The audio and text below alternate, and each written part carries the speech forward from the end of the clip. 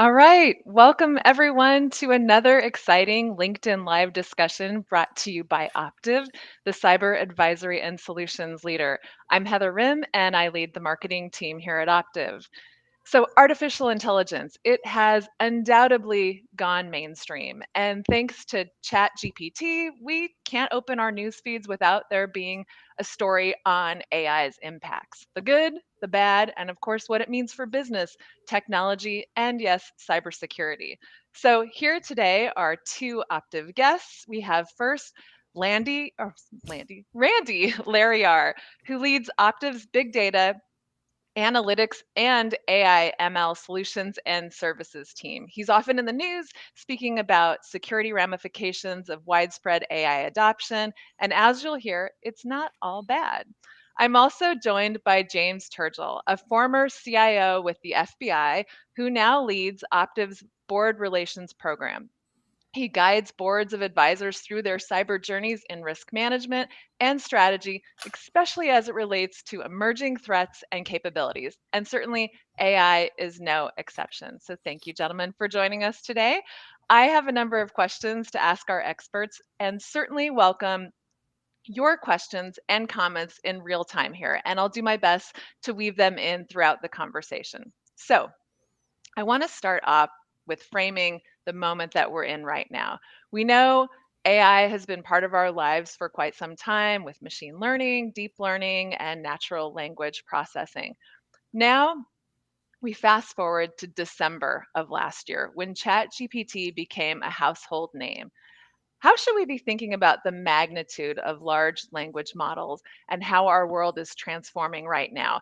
And I'm just curious too, is there a moment in history that you would equate to the magnitude of the moment we're in right now? So, James, let's start with you. So it's funny. Thank you, Heather. It's funny. Randy and I were laughing about this question yesterday. About honestly, right? It's probably the answer to the question is the internet, right? The use of this technology as a force multiplier can be both good and bad, right? And from the FBI former FBI guy in the room, right? Let me kind of frame the answer in terms of the world we live in, right? This whole cat and mouse world of cyber attackers and cyber defenders. So I'm seeing this technology used right now to launch greater attacks, faster attacks with greater speed, greater accuracy. And with any new technology, there's going to be new attacks that will also allow a number of speed actions to older attacks. But what I'm seeing right now on the bad side, right, is prompt injections to expose internal systems like APIs and data sources and a number of different areas, using prompts and queries to cause these large loops and large data questions. So these systems actually run out of tokens. You actually have a number of actions where the prompts are asking questions of companies that certainly stuff they don't want to answer, but also legally sensitive matters as well.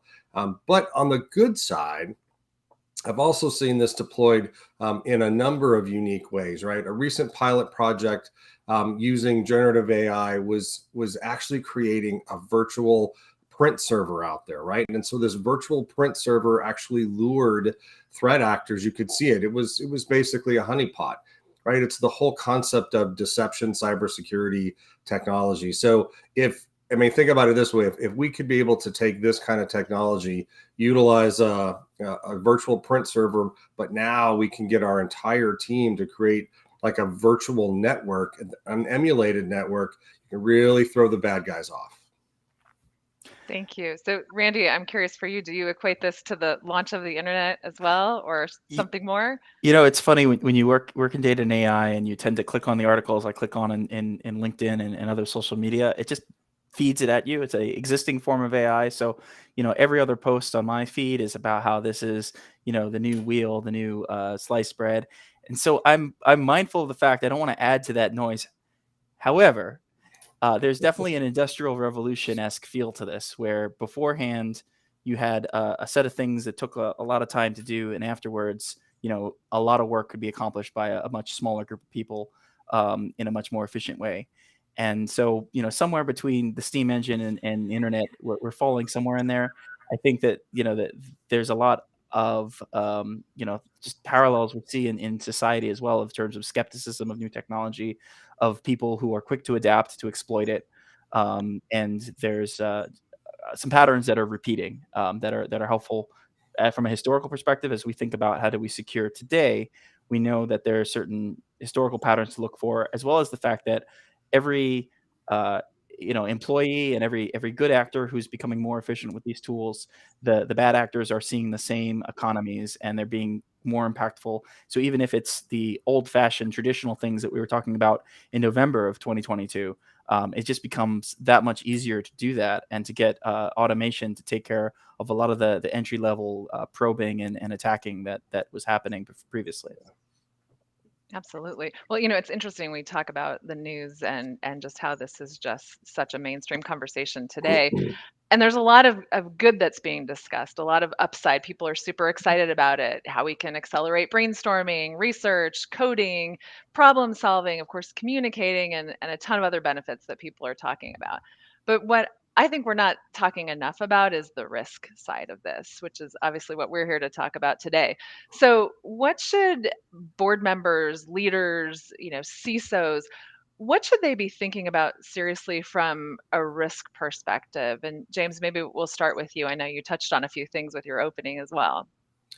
Yeah. So, from a board and C-suite perspective, right? Those questions are much broader, right? They're the 30,000-foot level. You need to look at what are those conversations to be had with them, where they're asking the CISO and the executive team the right questions, right? And so the problem here is, right, on the whole concept of risk, right? Acceleration of AI solutions, right, causes a lot of people to overlook both the cybersecurity and the business risk, right? And on a broader scale, think about it this way: the nature of these solutions alone, right, brings up new risk, not the least of which, the human-driven responses, guess what, can't keep up if we're doing this at speed and at AI scale.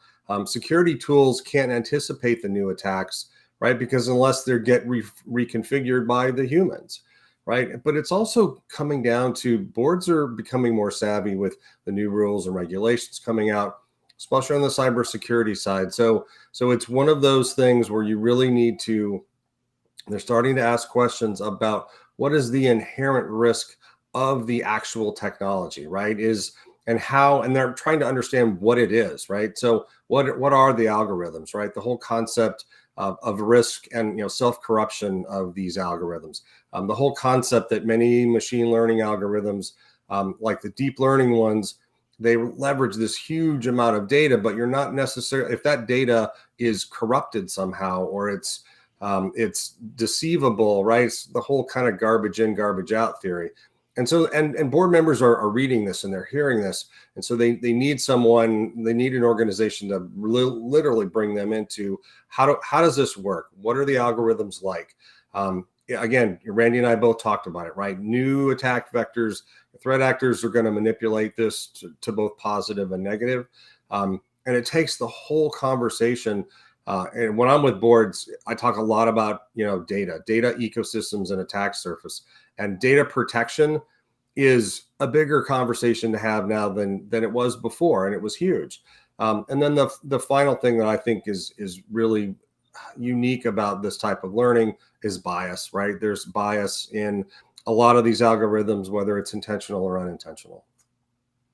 Randy, how about for you from a risk standpoint? Absolutely. I mean, it's you have the ability to go so much faster down a windy road, but you still need guardrails. And I think that one of the things that CISOs, boards, executives that we speak with, there's a lot of pressure and interest right now because everybody sees the cost saving, the cost takeout, and they can see that normal distribution of if we do these things, we see these results. But on the risk side, we're also thinking about that tail risk of what happens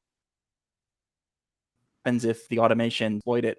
You can save 90% of your business expenses, but what if in doing so you enable a business ending event? So the savings aren't as valuable then. And so I think it's important to think about those failure modes. I think it's also important in this moment, and like I alluded to before, AI and machine learning, they're not new, and even GPT-4, which is incredible, is an incremental step over GPT-3, which was doing incredible things for 2 years without the same level of attention. But something about 2023, about the investments that have been made in the space, the attention that ChatGPT has gotten, and the realization that this technology is at a stage where it can be reliably used for a lot of business processes, means this is a really good time to sit up and think about not just the positives, but also who are the stakeholders from a risk side, from a cyber, from a legal, from a privacy, compliance. This is just like any other business process. It needs to be controlled. It needs to be monitored. It needs to be governed by stakeholders to make sure that people are going into this new technology with their eyes open. I want to stay with that for just a minute, because my next question was really around, how do you determine how or where to wade into this water? It's like you hear some folks, they're all in. It's open for everyone. Other organizations are banning the technology altogether. Are there some questions that you should be asking? You touched on a few of them that would help you just understand what the right sort of risk appetite is within your organization, or your readiness to head into this direction. Yeah, we advise our clients to build a backlog of use cases, both to help prioritize what to build next, as well as to keep sense of where AI is in your business after it's been implemented, because these things don't necessarily, although they can do automation, they can corrupt and they degrade over time, even under normal kind of wear and tear. So it's important to know where AI is driving your business process. But I think if you look at the business processes that you might introduce AI to, how critical is it? How important is it that if something goes wrong here, you're out of business or your CEO's in jail?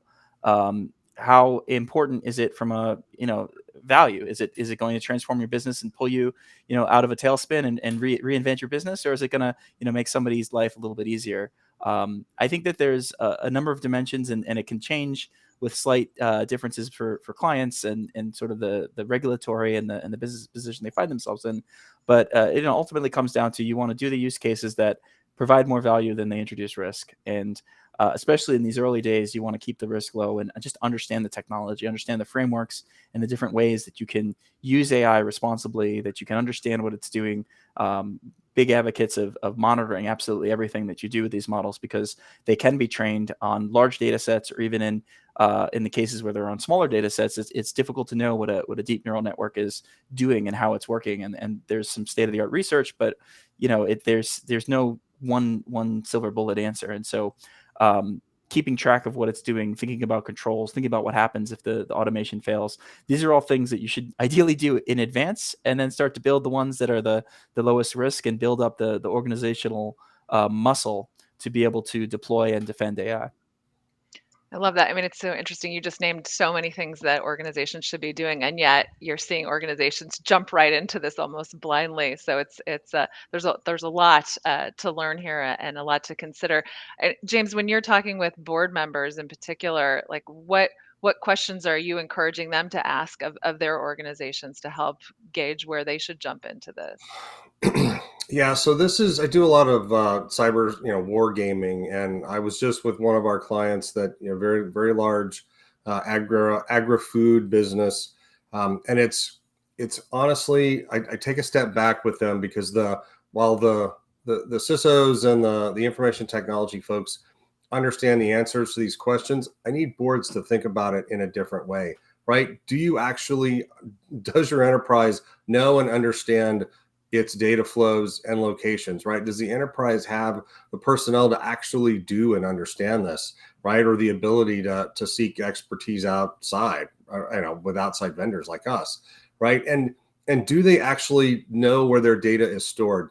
I can't tell you how many times where I'm working through a simulation, and one of the executives, we pop a particular simulated tragedy or problem, and we start asking, well, where's the data for that? And they don't know, right? And so it's great to be able to use this kind of tool with your data sets, but an actual organization enterprise has got to know really where that is and the type of data, and be able to secure it appropriately as well, because you don't want that data being out in the wild. Big conversation about copyright, privacy, and Yeah. using models for commercial use, a lot of organizations are looking to train their own large language models, which is a very it's open source technology. It's doable. And there's a lot of different variations that have spun off since GPT-4. But one of the inputs is, what data do you own, and can you use it? And Yeah. just knowing where your data is and what rights you have to it is not a trivial task. And so it's like the tip of an iceberg. Everybody wants AI, but under the water, there's a lot of data, there's a lot of IT, there's a lot of governance and coordination that needs to be done. And so, again, the advice is always, you walk before you run. There's plenty of walking to do, and there's an unending amount of work. You could be doing data organization till the next century, and you won't necessarily be finished. But prioritize on what the key use cases are. Make sure your data is clean and understood for that, and build those controls in place.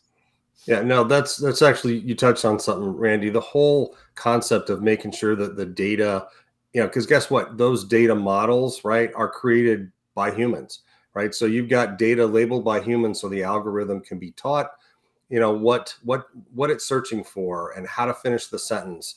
And again, all based on humans. So it's difficult. You got to have the right people with the right data. And then there's also the development of the models that detect patterns, but it's all about, right, you said earlier, right, the training data, the data sets, and making sure that you've got kind of the right package together. Yeah, as fun as this technology is, it's all people all the way down, right? It really is. It's important to get the people in line, and then the technology is amazing. Yeah. Well, and so in this conversation here, we've touched on some of the best practices. Are there any others that you would want folks to be sure to consider as they're looking at these models and the implications for their organizations before we jump into the pitfalls, which I know there are many that we want to talk about as well? At a really high level, I sit there, especially when I'm talking with boards, because it's all about governance, right? It's buying down risk and using policies and governance. And honestly, right, developing those clear usage policies to be able to, specifically with ChatGPT and other AI tools. And I can't stress enough with them, implement really good access controls, right? Restrict the access of who gets access to it, right? So you don't want unauthorized personnel who are taking and utilizing this technology, because this could create insider threats, insider risks at an alarming rate. Secure the communications. I talk a lot about encrypting the chatter and the movement of comms between both your users and the technology itself. Again, because you're trying to make sure that you're securing it. Monitor it, audit it, right? Use all those things that we should be doing with other parts of our business. And Randy hit on it. Stay up to date, right? This is evolving at, GPT-4 just came out, right? So this is alarming. It's increasing and enhancing itself at an alarming rate. And, what you do today, what policies you set today may be literally old at midnight tonight. Yeah, and I'd add too, those are all excellent points, and often along with policy comes training. And I think that one of the things that CISOs maybe hope is if they don't allow access to ChatGPT, then perhaps they'll be okay. But the reality is, it's coming into Microsoft products. It's part of Bing Chat. I'm sure it'll be part of Google before long. It's expanding at a too far of a rate.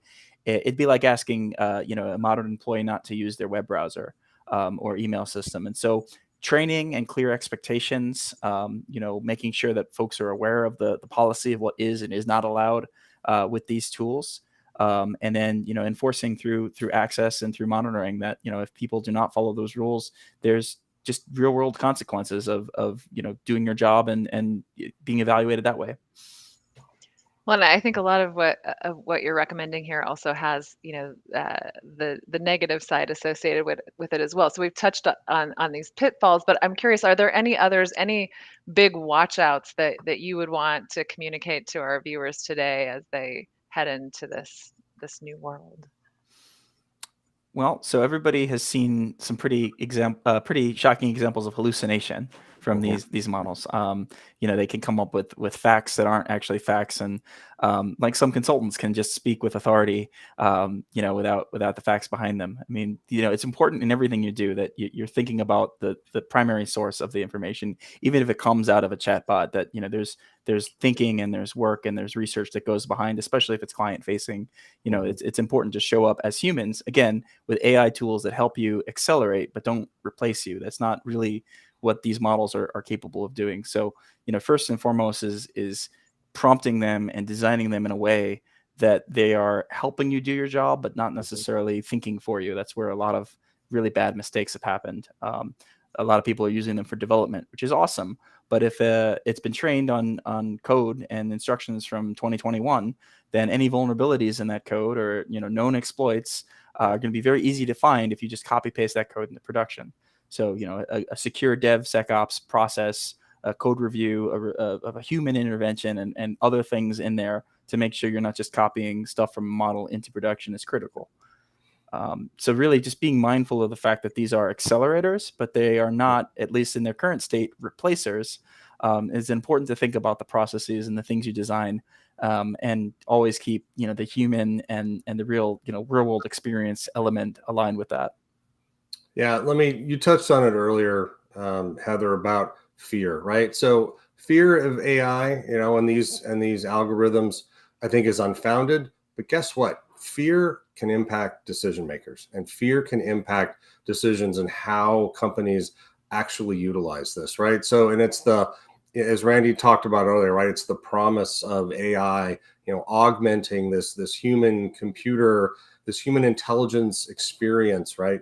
I liken it to me, this helps a doctor make better, more accurate, and more timely diagnoses, not automating the doctor out of the picture, right? And so it's being able to, and technology is, we've talked about it for years. I mean, even back to the first industrial revolution, right? Since the dawn of the industrial age, technology, there's always been a fear of increasing automation would take away jobs. And I can guarantee you, throughout history, it's shown just the opposite, right? Consistent innovation absolutely produces more jobs than automation would have displaced in the first place. So there is a fear, but I think it's unfounded in certain areas. So, speaking of fear, so if we go the opposite way and we think about how should security teams really lean into AI, even as they think about how they can apply it to their cyber programs, what's like the ultimate vision for how that should look? What would you like to see in that space? There's so many exciting use cases coming forward, especially that impact cybersecurity. For one, we've been talking about the 3.5 million missing people in cybersecurity that just to do our job today needs to be filled. And a lot of those people would be doing things like looking and triaging first level alerts, or writing new detections into a SIM, or trying to make sense of different pieces of malware. There's great examples of AI being able to help translate and transform how folks are interacting with their technology environment. So if it's anything from why am I getting so many false positives on this alert, and having a conversation with that detection versus the ability to need to know every nuance of a Splunk query. There's conversations about converting from one data set to another, to applying things like the MITRE framework to logs and to information that we see. Writing emails, of course, is important. All the different things that happen in automation. Again, not necessarily saying it should drive as the trigger for your automation, but it can help craft the messages, or help to say, given certain inputs, draft the email to so-and-so or so-and-so's manager about what's going on in the organization. And just play a general, customer service role for cybersecurity as well, of simple queries, things that, might be able to be handled by, I always talk like, if you're going to hire an entry-level person or an intern anyway, to fill some of these empty seats, they're going to need to be trained. They're going to need to learn how to do the things that we do in cyber, except now they have the opportunity to use an AI tool to help them train, to help learn, and help them become more impactful from day one, and potentially get a lot more work done with fewer people. Yeah, and I take this from the board and the C-suite perspective. Look, AI is different. We've talked about it this entire time, right? It's different than other technologies, and it changes the need that for routine work so fast that the job creator people or the actual creation in economy, I don't think can keep up with the rapid change of what it could displace. But then I have a number of conversations about that rapid displacement piece. And I just talk to boards about, look, we need to assume that there's going to be less demand for those routine jobs and more demand for positions, right? I was the head of HR as well at the FBI. It's all of those things that an AI cannot do, right? That requires a human, right? Empathy, creativity, rapid comprehension, intuition, right? What are all those things, right? This is a great tool, but it's also, right, it can't take the human out of the equation. And so planning for that, right? Boards need to plan for that workforce and how they should be thinking about it and moving, 6 months, 1 year, 3 years down the road. So start thinking about it differently that way. Awesome. Well, I know we are almost out of time. I'd love for each of you just to share maybe the one thing that you hope our audience today takes away from this conversation. And Randy, let's start with you. Sure. Well, I think that if you haven't yet had an opportunity to try these tools out, it's certainly worth taking some time to just familiarize yourself. Again, ChatGPT, what it does isn't necessarily new, but it's so much easier than the old version of having to spin up a data science environment and train a model and learn Python to get it to work. So definitely play with the technology. Educate yourself, and look for opportunities to understand what it can do, what it can't do. Be a more informed, citizen of the organizations, as we're all trying to tackle together what the AI, revolution is going to mean. Awesome, Jane. Yeah, as far as me, it is all about getting the right message out to all of your employees, right? When I talk with boards, right? This is a technology, cybersecurity, cyber risk, right? This is a holistic all across the organization, mailroom to boardroom, boardroom to mailroom, right? There has to be everybody needs to be using this in the appropriate way. There has to be all of those controls that Randy and I talked about earlier, but right, don't fear it, right? Don't fear the technology, embrace it, right? Work through it. Make sure that we're understanding it from the lens of what it can and cannot do for that organization, and then just run with it. Awesome. Well, thank you both so much. This has been a great conversation on AI and its intersections in cybersecurity and business. And thank you to everyone for tuning in for our LinkedIn Live session. We certainly hope you'll join us for our next one. And of course, if you're interested in learning more about the current state of AI and cybersecurity best practices, you can go to optiv.com to view our resources, including a new blog post on this very topic that is there waiting for you. And you can certainly reach out to any of us here on LinkedIn. So thank you all so much, and we'll talk to you again soon. Thank you.